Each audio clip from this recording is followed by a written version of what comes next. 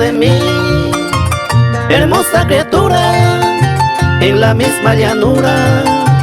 Ya se oyó una buena sorpresa, me dio tu hermosura, me tiñó tu dulzura, un pecaroete, tu trato sin igual, bordado de cariño, con su trozo mismo de arisreite, tu labio carmencille, con el tridente trino, sellado en los míos, que llevan el ende.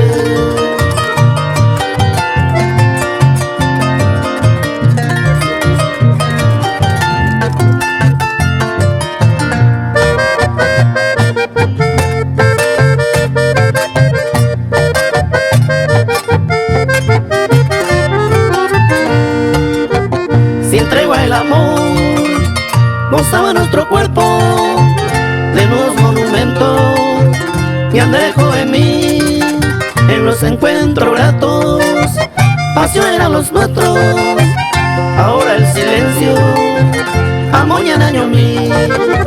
¿Te acuerdas de mí cuando me vea triste en ese escondite? Se ahoga mano, y tú también lo mismo, tu alegría finge que no tienes delinte, añade corazón.